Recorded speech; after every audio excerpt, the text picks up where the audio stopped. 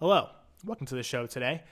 Before we dive right into the program on Monday, July, whatever the hell day it is, I'm going to tell you about some of the people that make this program and other programs on the Velvet Hamster possible. And we'll start today with Il Taco Foods and their world famous pizza puff. Il Taco Foods has been feeding the hungry people of Chicago since 1927. Their most popular item, the pizza puff, became a Chicago staple almost as soon as it hit the very first hot dog stand here in the city. Now, for those who don't know, a pizza puff is premium mozzarella, crumbled Italian sausage, and a signature home-style sauce wrapped in a pillowy, yet crispy crust. And that's just the original. They have 14 different flavors. Here I've got the pulled pork barbecue, which is my favorite. You can learn more about the flavors and where to buy them from their website, www.iltaco.com. Through 4 generations of hard work and a passion for good food, their family-run business now distributes Chicago's pizza puff to 38 states across the U.S., so if you're in one of the 12 where they don't sell them, you should probably just move. Check out the website to find out where you can get the good stuff. Again, that's www.iltaco.com. Continuity errors. There won't be that many in this episode. Today our guest is Chris Chavez. Chris is a reporter at Sports Illustrated. He is the founder and editor at Citius Mag magazine. Kind of redundant. That's on me. And he's also the host over there of the Citius Mag podcast and Runners of New York podcast. Now, Chris was supposed to be, instead of talking to my dumbass, was supposed to be at the Olympics this summer in Tokyo. But this little thing called the coronavirus happened and canceled a majority of sports, besides like the hot dog eating contest and, cornhole and stuff like that. We recorded this a few weeks ago in preparation for that time when he was supposed to be at the Olympics. Covered all the ground about sports not being available in this summer and basically this entire year. Starting to come back now. Baseball started, basketball is heating back up, and the NHL playoffs are starting. But still no Olympics, where Chris covers marathons, track and field, cross country, all that jazz.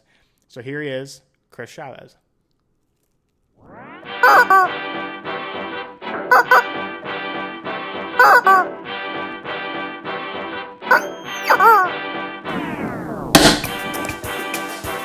Ladies and gentlemen, Joe Kaiser.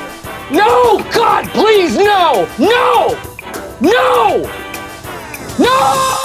I went out to eat for the sake of this next joke. Joke. For the deviled cheese and sausage. Joe Kaiser, ladies and gentlemen. Sure. The whole world seems to be on pause, and sort of like work went along with that. So it was very early on. It's funny because I was thinking about when did the coronavirus pop onto my radar? And for me, like, not to kind of pat myself on the back a little bit, it was earlier than most people because in December, there started to be, reports about the coronavirus happening in China. And I recognized very early on in January that track and field, which is the sport I primarily cover closely, was going to host its World Indoor Championships in Nanjing, China. And I was like, okay, well, how far is that from Wuhan, where everything is going pretty crazy? And it was only like 3 hours. So if you think about it, like, people make 3-hour drives fairly easily. And so it's like, obviously, maybe there'd be people who were like crossing paths. And because of this whole outbreak, it might get affected. And so I emailed, I think the first email I ever sent was January 23rd to the World Athletics, which is like the governing body for track and field. And I asked them, it's like, what kind of protocols are you guys putting in place to kind of control the World Indoor Championships? And like, what's the status of it? Like, is it going to happen? And just questions about like what they were doing and how they were monitoring the whole situation. And it was just, very early on, a very vague answer that, we're talking to health officials and that kind of stuff and government officials to make sure this thing goes smoothly. And then, news really starts to pick up toward the end of January, February, and it starts to get really bad. And eventually the World Indoor Championships were one of the first major events to get canceled because of the coronavirus. And so then from there, there's a bunch of the sports were still going on up until I would say like March 10th or 11th, because that's when, to a lot of people, seeing the NBA come to a full stop with Rudy Gobert, and that same night, Tom Hanks testing positive, that's the entertainment and that's sports world just all of a sudden stopping because of the severity of this virus that was, to a lot of people at first where it was just, seemed to be a joke. Like we've gone through H1N1 and like the Zika virus, I remember in 2016 was a thing.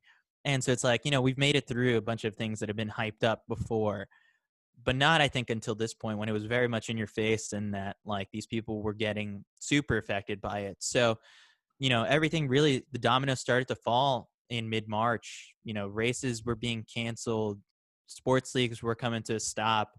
And for us at work, I remember there's a little bit of a panic mode where it's like, well, now what? Like, how does Sports Illustrated go on without sports? And I primarily work on the breaking news team where we react to everything that's going on kind of in real time. And so for those first couple weeks, it was just all stories of, well, X player tested positive for coronavirus, or X team is canceling this game, and like this league is still, deciding whether or not it's going to cancel whatever championship or tournament. So, I mean, there was still a lot of sports ties to things. And I would say about like mid to late April, it was still the biggest one on the radar was the Olympics. And that's my holy grail. That's the one I look forward to every 4 months. And it was the one that was the not budging whatsoever, because it just happened to be far enough in the future that maybe things could get under control. I was supposed to go out to Tokyo in like I would say it has like the most tradition of being set in a year too. So like if they don't have to postpone it, like you want to keep it every 4 years. Exactly. And people were reviewing like the contract for like what do the official rules say about like hosting the Olympics? Like, can they push it back to the fall, or does Tokyo have to host it in this sort of year? And, the IOC was so hard headed about it, where they were just not budging up until the Japanese prime minister said, we're going to have to move this to 2021. And they eventually did decide that. And it was just not possible. How do you have a city host 10,000 athletes and then thousands more media members and then fans coming in from all over the world into one city right now, and then after that disperse and possibly be like the biggest bomb that goes off for, the pandemic? It would have been really bad. And so like that was definitely the right decision, the wise decision to make. But even now, like it's postponed a whole year and there's still questions of like, is it going to happen? Yeah, that's what sucks, is like not knowing. I mean, right now a lot of the conversations are about like the immediate baseball season or football season, but we can't even really talk about spring 2021 with any kind of certainty. And it sucks for people. The Olympics, you're training for years for that event. Like I thought of you when it was postponed, because you've been talking to me about the Tokyo Olympics for forever. I knew you were excited to go do that. So like, sucks that you can't go cover it, but the people that were actually training for it, have you talked to any athletes that had built this up for years and were excited to, this is their whole thing is competing in the Olympics, and all of a sudden is gone? Like, what, have you talked to anybody about that? Right. Yeah. So, I mean, and that's the other thing about sports coverage sort of immediately after the pause. It was a lot of stories of like, now here's how athletes are still managing to stay in shape and how they're doing at home workouts and stuff. And so kind of like for a span of like 3 or 4 weeks, you had a bunch of those stories. And then after a while, it also did get a little tiring to just kind of read the same exact thing. We're all at home. So it's like, it's not too different. You can't do too much that's different. And so there have been stories of athletes, going about and finding ways of still trying to maintain like that peak fitness. It's so interesting with Olympic sports in general. You think gymnastics, you think swimming, track. They're peaking for, a certain time in like June or July when they have to qualify for the team. And then after that, they try and, up that level of fitness one more level so that they can, be in a position to medal or do really well once it comes to the Olympics. And now you have to kind of really shift your training schedule a whole year. It's really, I think I got lucky going to cover the Olympic marathon trials. So that was in late February. February 29th was the way that the USA Track and Field selects its marathon team. They just host a marathon in Atlanta, and the top 3 men and top 3 women are the people who go on to represent the United States at the Olympics. And the race went off without a hitch. Like it happened, and we have a whole marathon team already selected. There's 6 people already on the team. Now for them, this marathon that they were about to start, training for, again, once things pick back up in like April, is now all of a sudden pushed back a whole nother year. And so it's a very weird time for all of these athletes. And, you also have to take into account that there were a lot of athletes who this was going to be their final go round. If they didn't make an Olympic team, this is it. They'd call it quits. They'd retire. Maybe a lot of athletes, their contracts expire at the end of an Olympic year. And then there's also, if you take into account females in the sport, like a lot of these women train for 4 years to try and make an Olympic team, and then they put off on starting a family or having kids. And now the plan was, maybe 2021 I'll start a family and take a year off from the sport. You have to push that back another year or two. And so it kind of really had ripples in not just sport, but people's lives. And so it's just been very interesting to see sort of the effects in many different ways, how it's, taken its toll on people. Yeah, the emotional effect was one too when college basketball, when March Madness got canceled. It was like for seniors, this is their last go around. This is the last big thing. And all of a sudden they worked really hard for this for 4 years. Maybe some of them are in the tournament for the first time, and all of a sudden it's gone. People really feel for that sort of thing. And I remember that day when March Madness got canceled. I think that might have been the same day, or at least the same week as the Rudy Gobert stuff. It's all kind of a blur. Yeah, it was the weekend. It was the weekend that followed. Yeah. Yeah, so it's all in a week, and you're covering breaking news. I mean, take us through those few days when I think people kind of got a hunch that there might be a chance after the NBA started to postpone games that March Madness might go, and then this might go, and this might go. What's it like in the Sports Illustrated newsroom or wherever you were at the time when every little thing starts dropping at once? Yeah, well, I think at that point we had all started moving fairly remote, and by March 4th or 5th, like I haven't been in the office since like very early March. But the NBA was the first major one to hit pause, and then after that, I think the major sports leagues also did it as well. But college sports took a little bit of a while, and in particular, I remember the basketball tournaments the conference tournaments are starting up, and everyone is looking forward to March Madness. Is there a way that we can get this thing off and over with before this, virus really takes over? The Big East tournament was going on when it got. I remember that now. Yeah. It's probably like one of the most, once there's a movie made out of this whole entire time, like I can think of sort of like the 30 for 30 on like June 17th, 1994. Like there could be something similar to like the day that sports stop, or like the week that sports stop, because there was, I think, a half a game that was just meaningless from like the Big East tournament.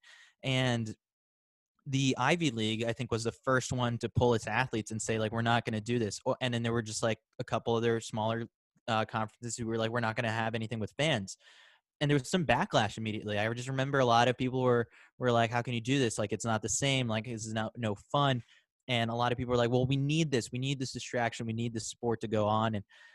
And kind of like those same people now, if you were to just kind of like in retrospect, take a trip back down to like show them that they're, I guess, like how wrong they were, it'd be really funny, because, this is serious. And it like, I remember telling my dad not to go to work into Manhattan because like things are getting really serious. And I think it really took until mid-March for that to really drill into everyone's head. And so, yeah, in the newsroom, it was very reactive, sort of where it's like, all right, now we're all paused.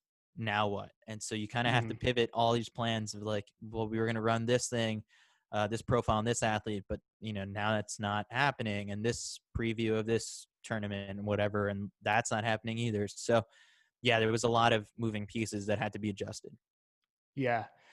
Well, when people get something taken away from them, like sports, it's like, now it's real. That's why it's different from Zika or H1N1, like anything that we've gone through before, because you didn't have sports canceled. You didn't have celebrities that you knew.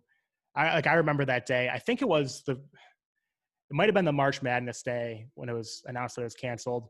I went to a grocery store after work, and everyone, it's a mad, like people are running in and out. Everyone's like, you can tell people are worried. They're buying toilet paper. I have a shopping cart full of Cheez-Its, like every flavor of Cheez-Its, just white cheddar, taco, 4 cheese, pizza, I have everything I need. I'm going through it. The line takes 40 minutes. And it was the most apocalyptic Mm-hmm. thing I'd ever seen. And I think like for me, once all those sports were getting canceled and you saw people starting to freak out about that, that's when I think it started to get real. It was like, okay, the thing we're looking forward to, because I had a vacation canceled in April, multiple I've had birthdays. weddings. Yeah. Yeah, 2 weddings that I was looking forward to. Birthdays gone out the window. And when those things start getting taken away from you, then you start to like realize that this is like really real.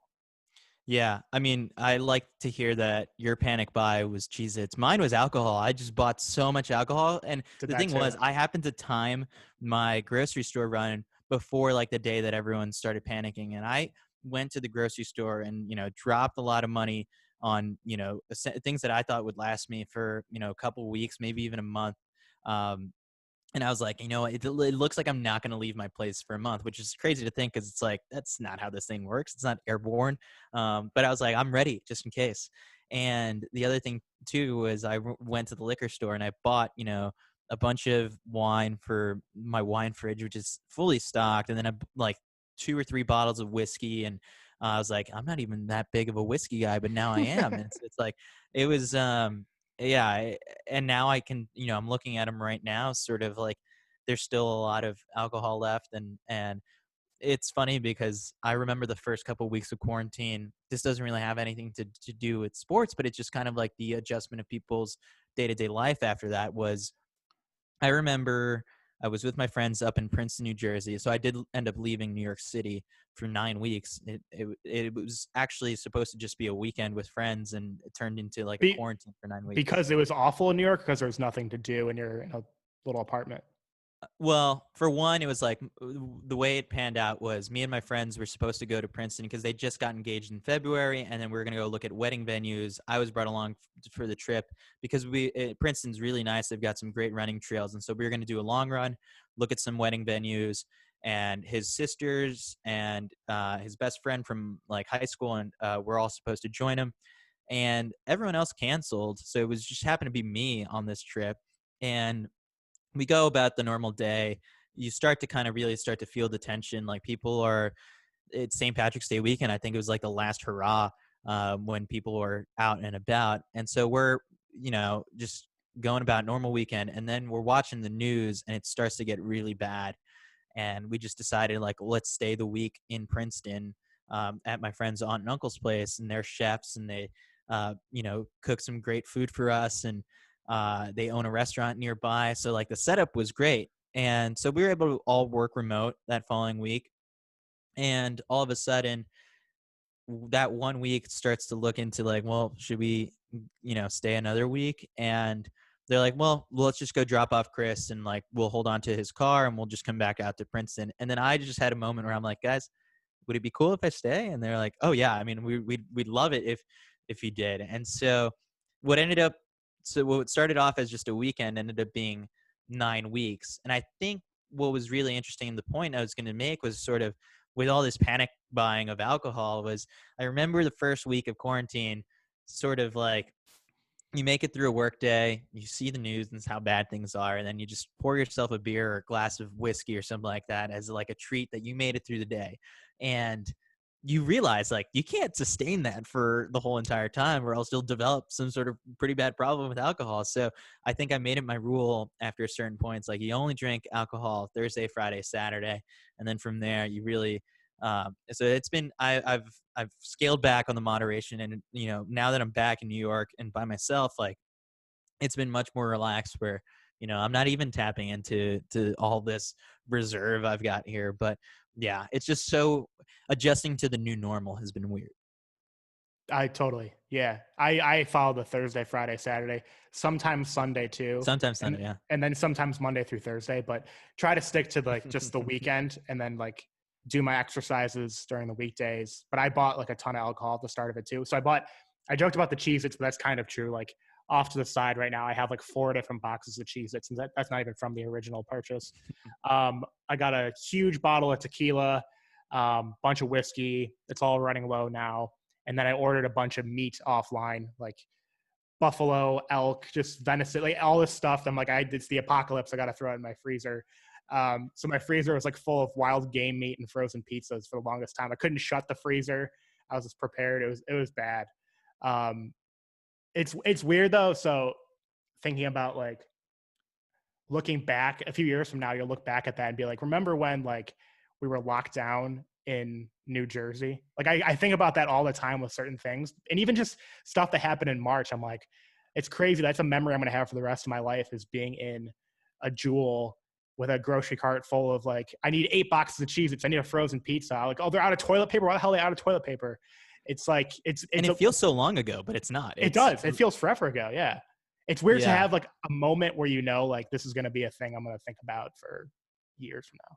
Yeah, I'm still making my way through like the 32 rolls of toilet paper that I hoarded like at the very beginning of it. And it's just happens to be because I left for 9 weeks and didn't have to like tap into any of the stock that I've got. But yeah, it's a weird time for sure. But it's also like, I don't know, just with everything else going on, I think then there was I guess a moment late May where all of a sudden now it's sort of like now the Black Lives Matter movement comes into the picture, and because of no sports, no live entertainment, now it's at the forefront of things. And so there's so many other, factors that are going into this exact moment of time that we're living in, where the joke very early on has been, 2020 is the worst year, like 2020 is canceled. But in reality, there is, I think, a little bit of a beauty to it, where what if 2020 was the year that we needed to sort of really take a deep look at ourselves internally, do a lot of sort of self-reflection, and then find a way to move forward to the future in a different way, where it's with more compassion and love and a much better future than the direction that we were headed. Yeah. That's so I make fun of journalists a lot on this page. But there's something to be said about a good reporter, writer, somebody in this field will be very flexible when situations like this happen. So like you're in a field where the thing that you're covering and the thing more broadly that you're covering, sports, just didn't happen this year. It's just done. And you have these major world events that are kind of sports adjacent, like obviously with the cancellation of the or postponement of the Olympics and cancellation of other things, like it's very directly impacting sports. And now you have the Black Lives Matter movement and protests and stuff that is also sports adjacent. And I know you've talked to different athletes about that too.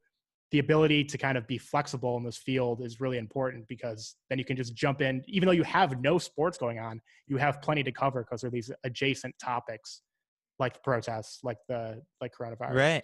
And that's kind of like what the past couple of weeks of work have been on my part, sort of, is just also coordinating. Like we're writing about statues coming down, and teams making statements, and athletes coming forward with their own experiences, and then there's other sports ties of like how things are going to change just in general. And like, so the big project I worked on over the past couple of weeks was sort of like right in the immediate aftermath of George Floyd's death. Everyone did like their little black square on Instagram that kind of like filtered everyone's feed. And, kind of like I did receive criticism for it, because, there was a question that was asked to me.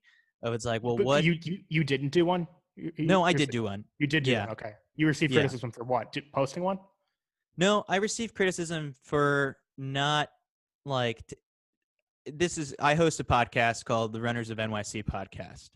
Plug. And it's a show where we talk to a lot of people from the New York City running community, whether they hold full-time jobs or they do something really interesting or they're a crew leader. It's a very fascinating subculture to regular New York City. And so we've been doing the show for almost 2 years. And I think about, a year or so ago, I did, pick up on the fact that, and sort of like, if you do look around at road races and that kind of stuff, like it's fairly white. Even though like the people at the top end of the sport are, East Africans who are winning the race. Like other than that, in the packs that I run in, like it's very white.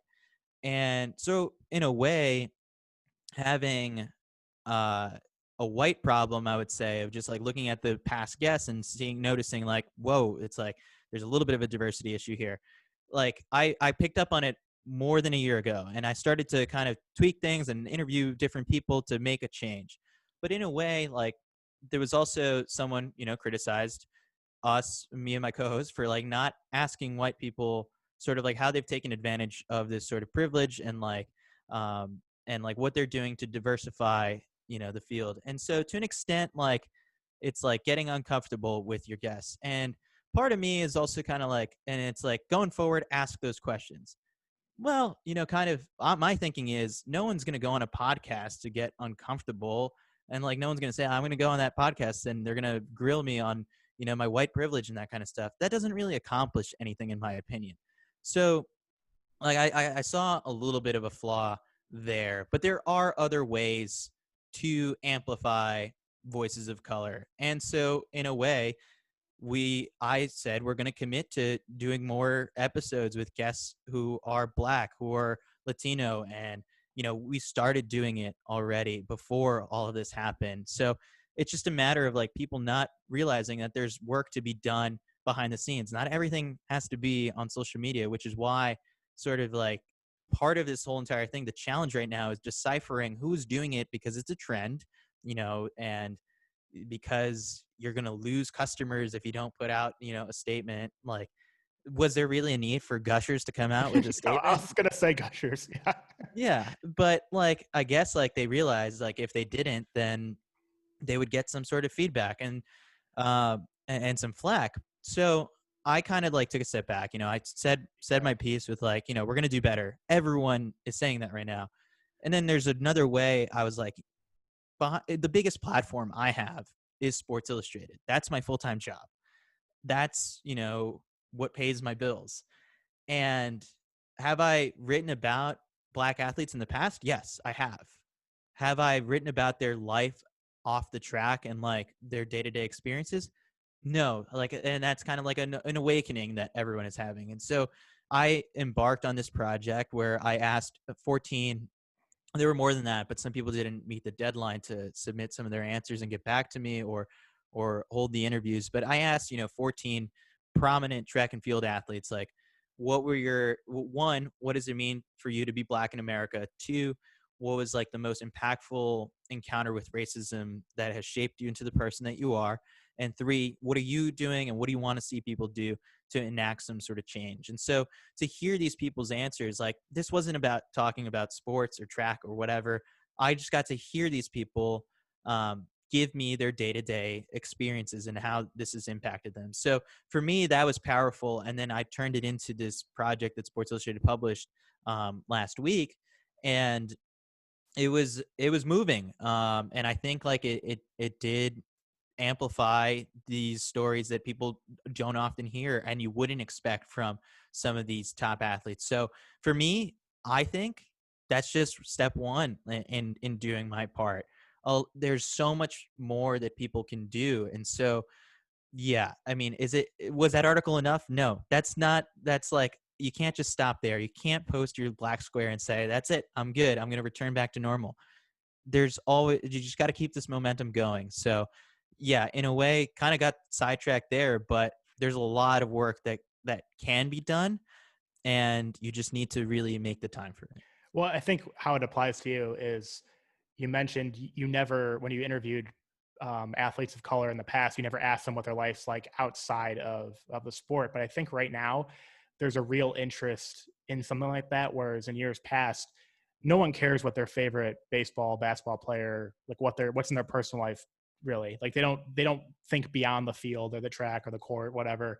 And right now, something really interesting about what's going on is I think people genuinely care what, an athlete or a celebrity has to say about their experience if it's genuine. I think that's the thing that you hit the nail on the head, because ultimately when the Gushers put out their statement, there are people who cared about what businesses were saying, but a thing like that, they're like, okay, do we really need to know what Gushers was saying? Do we think Gushers had a racist past before this moment? And you had Gushers put it out late. There are other companies that put it out like 3 weeks after every other company. And those are kind of like, there's an algorithm to it. Like you have the apology of like, we can do better, and then like we'll take a step forward, and then the logo at the end. It just kind of got like a little bit tired. But when it is genuine, you hear the experience of a black athlete or a black celebrity or somebody that can actually share something to keep the momentum going. There's a real interest in that. And that's how I think in your field, that's where the stories are right now, because there is no sports, but those are like really important stories to tell. Right. And the interesting part is going to come in when the sports do return and how you can continue to tell those stories. Yeah, and while, do people just shut that off? Like, to people that yeah. are interested in sports, to shut that part off because sports are back, so we don't need to care about anything else. Yeah, which is the wrong way, I think, of going about it. Yeah, sports are nice, and you know, even like during the pandemic, like the Jordan documentary got people through lots of Sunday nights, and like there's just Michael Jordan fever all over again. And that was, you know, a welcome distraction, but there's going to be a lot more of that. And you just kind of have to not waver and recognize what is important and continue to push for it. So, yeah, I mean, it's going to be fairly interesting to see what this movement looks like in a month or so. But yeah, it's definitely keeping me busy in different ways. Nate Katanis with another mindless motivational moment. I'm here to tell you that you are a winner, all right? And no matter what happens in life, in your business, in your careers, in your relationships, in life, never ever give up. Unless you're fighting a baby.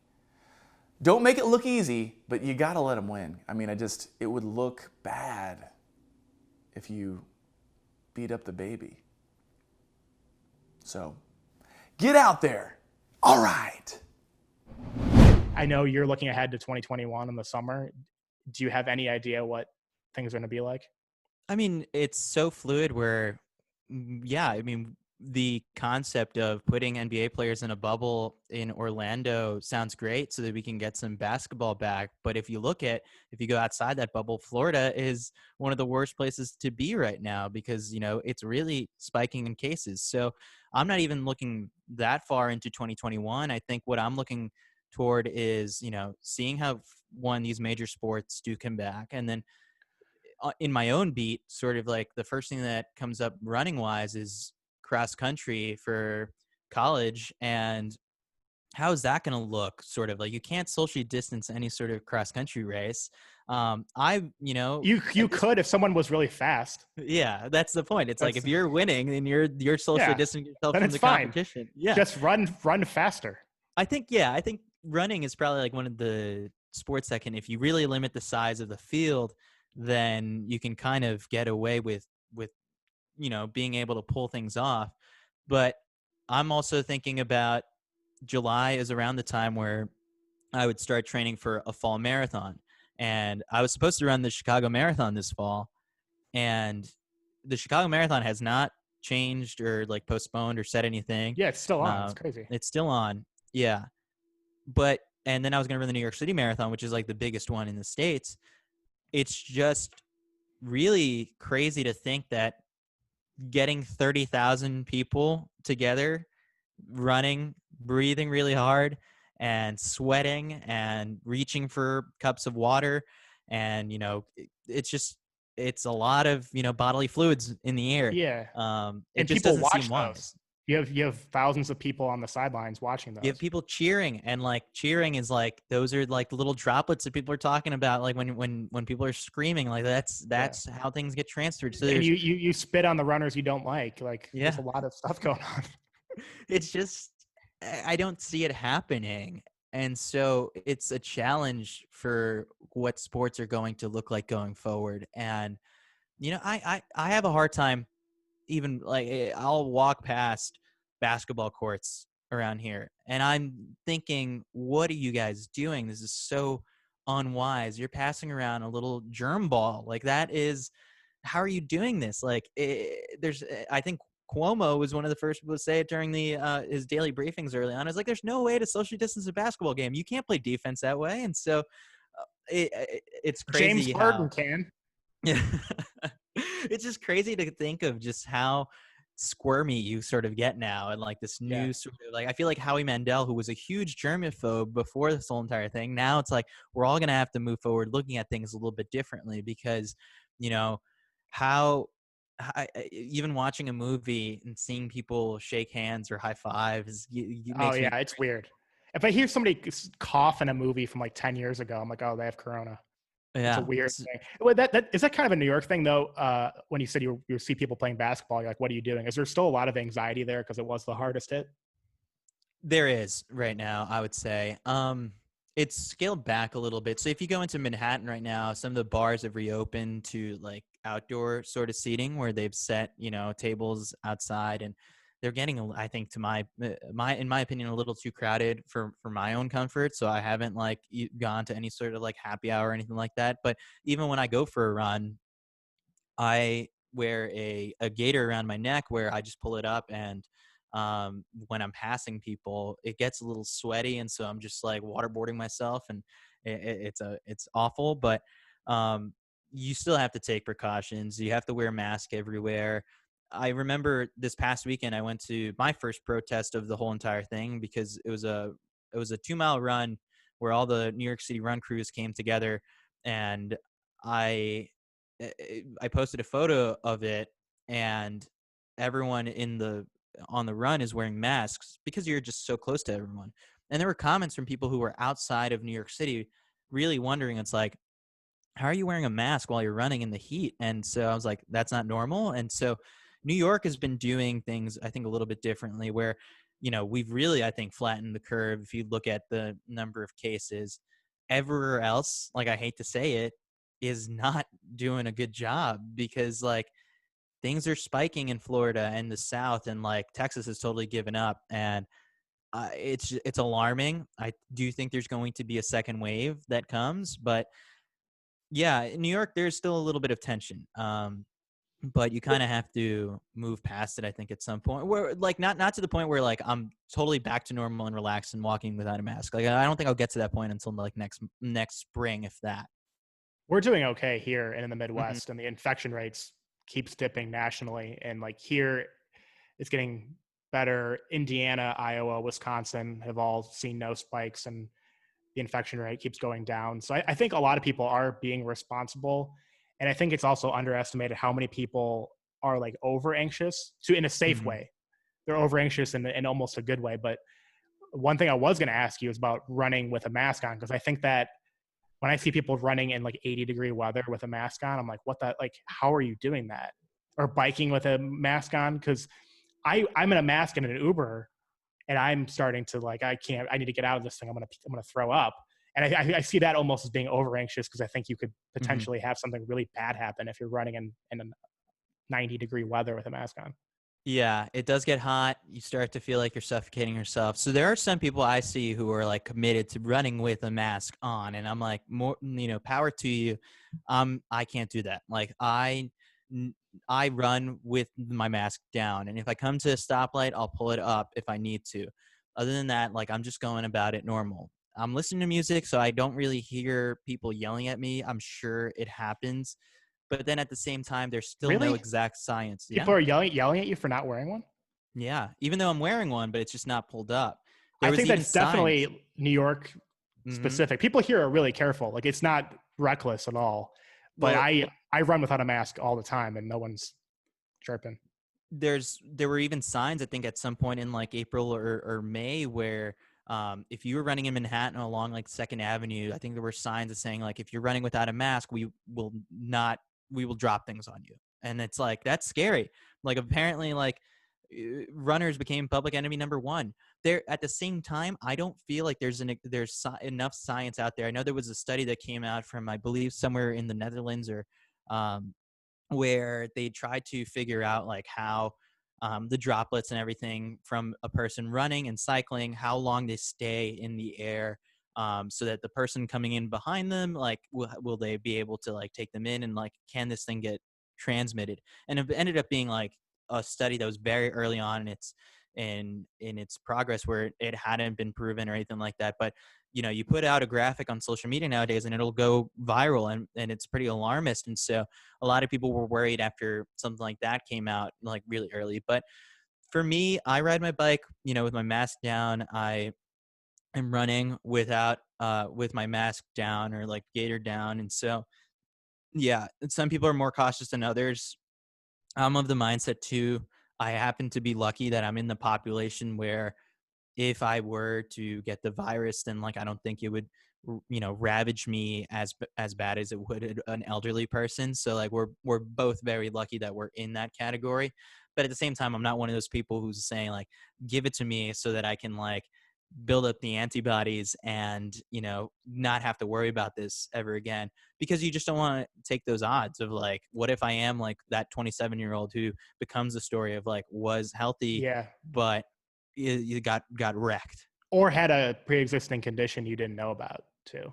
I Didn't see even the know. photos of like a healthy lung versus like a coronavirus lung, and I'm like, that looks like worse than a smoker's lung. And so Yeah. it's scary. That's why I haven't gone out to protest. I think I can be of I can do my part in other ways, whether it's donating or writing or podcasting. I don't necessarily feel like I need to be out there. I didn't go to one, and so it's like, yeah, there's a lot of different things going on in the world, and it's the weirdest year of our lives. Yeah, I think for us, we've had relatively short ones, but I think that's safe to say. Have you do you lick doorknobs, or do you think that's not safe? Because I usually like will lick a doorknob before I open it to see what it's like, get that taste. Is Yeah, that so something? I realized that the touchscreen on the New York City subway machine, when you buy your Metro card, you don't have to use your finger. You can actually lick it, and it also uses the same, Yeah, it actually taps it. So I used to do that, but I think they've told me to stop doing that during the coronavirus. So I haven't been licking any subway poles or subway like Metro card machines, but no, in all seriousness, I'm like super. I'm super cautious where if I go grocery shopping and I come back, whatever I just brought back, I wipe down, like, because that's my one thing when I was in Princeton was we were in our own little bubble, like 5 of us in a house, everyone was healthy.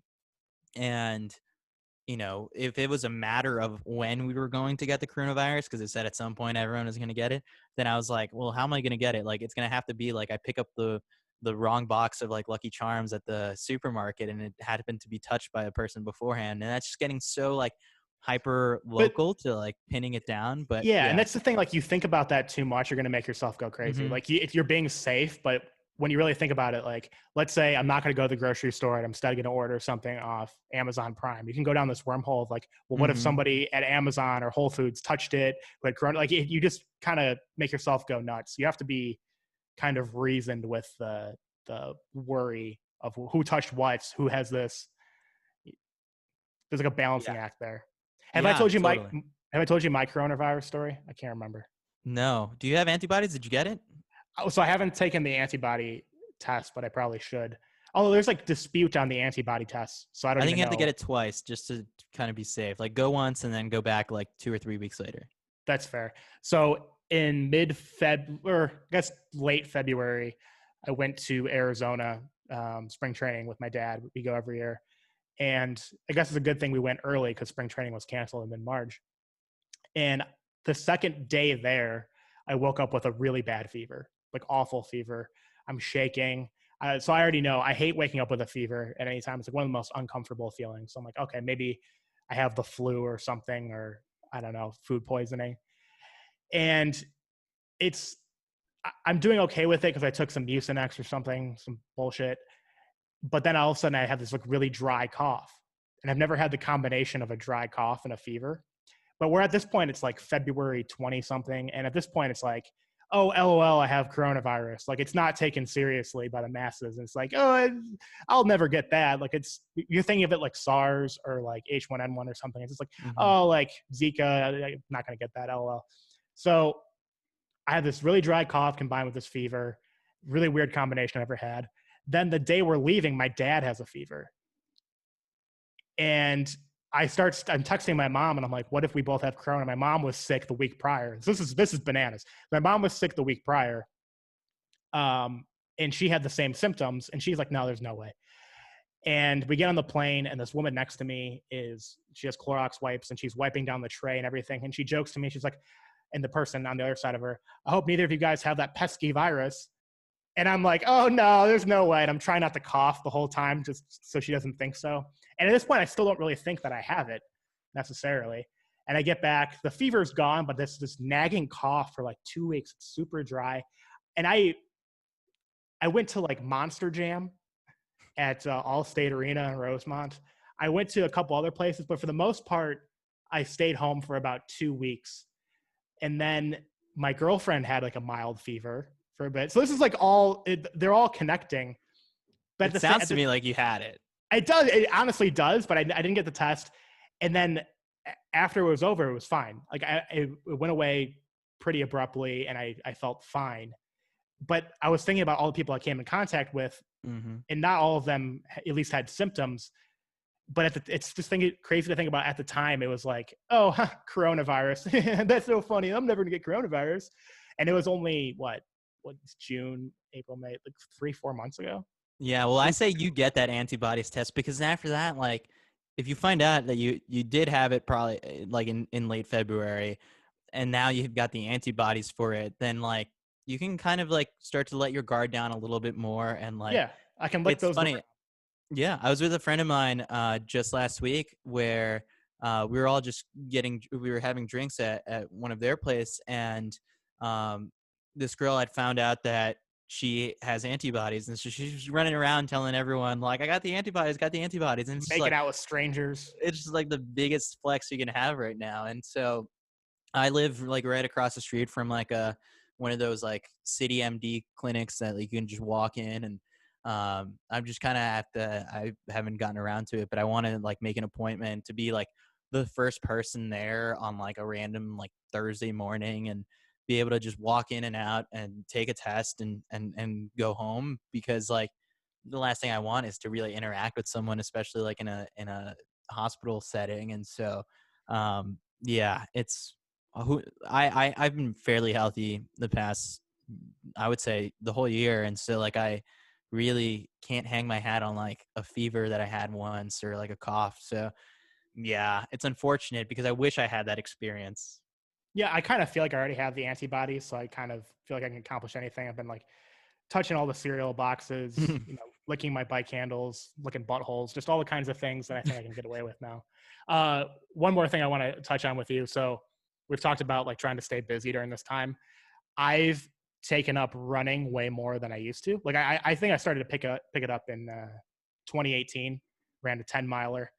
And that was like my first foray into running, where it became like a thing that I absolutely hated to a thing that after it's done, I still don't enjoy it necessarily, but when it's done, it's like one of the best feelings. It's one of my favorite post-workout feelings after you're done with a long run. That's the high, the runner's high. Yeah, I'm glad you're finally feeling it, because I would come back home. We were college roommates, and so like I would come back home and be sweaty and sometimes tired, but that's the feeling I was having. And you guys would probably like think I was crazy for going out and running like 7 miles in short shorts and that kind of stuff. And so yeah, that's the feeling I've been having for years now. No, yeah, it's amazing. You look, you're happier. You just have like a bounce in your step. I love that feeling. But are there any recommendations to people? I can't be the only one that's taken up this or something else. I think some people at the beginning of quarantine started to eat really unhealthy because I thought like, oh, this is my chance. It's only gonna be a few weeks to eat pizza every day and whatever. But then other people, once they started to realize it's going to be a long thing, started to work out more. So I eat pretty healthy. I haven't had a carb in like 2 weeks, besides a pizza over the weekend, a taco on Tuesday, an English muffin, 2 English muffins last week, but otherwise no carbs, and some Cheez-Its every day. What recommendations do you have to like actually run correctly for people that are just picking it up? Yeah, so that's so interesting to hear, because it's true. Like, so track and field is like the biggest sport in terms of participation by the numbers, like across the board, because, you know, there's so many high school kids who do it, you know, as just a way of staying in shape or just a way of getting out of gym class, you know, and then sort of like after people go to college, and it's just an easy way to stay in shape. Post-collegiately, you can start running road races and all that kind of stuff wherever they pop up. And so the sport is big. And I think after this whole entire thing subsides, whenever that is, there's going to be another boom in sort of like the popularity of the sport, because you're not the only person who's going through that right now. Gyms are closed, and this is a very easy way of being able to stay in shape and, have some sort of fitness to your day. Not only that, it's a huge stress reliever where, you don't have to think about the news or like be on your phone the entire time as you're out there running. So it's a time to disconnect where you could be listening to a podcast, you could be listening to music, but it's just you, your body, your breath, and whether it's 30 minutes, 20 minutes, an hour, it's a time where you're just bettering yourself in many different ways. And so I think for people to start, I think there's always a little bit of guidance, sort of, where it's not recommended, I would say, to just go out there and hammer your hardest run every single day until you can't anymore. I would say set little goals along the way. So whether it's, I'm going to run today for 20 minutes without stopping, do that for a whole week, and then maybe focus on 30 minutes, 2 weeks from now, and maybe 35 the week after. It's little incremental things. I like to go by time as opposed to mileage, because for like running 1 mile could be different on, Monday and Thursday. Like there's just based on fatigue and how you're feeling, maybe what you ate. So I say start focusing on running for time. At the same time, seek a little bit of guidance. Maybe set a little goal for yourself. Like, I'm going to try and run a 5K. Like right now, there's no races out there to sign up for. There's a lot of virtual races where all you have to do is, get your watch, time yourself, and, map out the distance and then complete it. So you can set a goal for yourself. Like, I want to run my hardest 5K down, the lakefront. And so I'm going to run 3 miles, or a mile and a half out, mile and a half back, and that'll be it. I'll see how fast I can do it. That's great. I would recommend even downloading the Nike Run app, because that way you can, there's guided runs on there by a friend of mine named Coach Bennett. Like, he is like the Nike global running coach, and he's great at taking people from beginners to like experienced people and guiding them through sort of like how to do this correctly. And so he's got a great voice. He's got awesome like experience in coaching, where you may never meet this guy, but like he will help you run correctly and remind you that every single run has a purpose, whether you know it or not. And so that's like, I think, a lot of different ways that some of my friends have like started to take up running during this time. And so, I would recommend looking into getting the right shoes, because that's also a place where people started running and they're getting hurt maybe 2 or 3 weeks later because, the shoes weren't right. When I ran with you in college, I ran in basketball shoes. I didn't realize how dumb that was. I can barely walk in basketball shoes now. Yeah, it's awful. It's like running with weights on your. So you need to like seek out the right sort of like footwear. So there's a couple different steps, but overall, it's an activity that's very simple. It's you just lace up your shoes and you go out and run out the door. So like, yeah, I think there's going to be a big popularity boom, and I'm glad that you found it, because that makes me optimistic. At some point, 2021, we can look for some half marathon in Chicago and then do it. And yeah.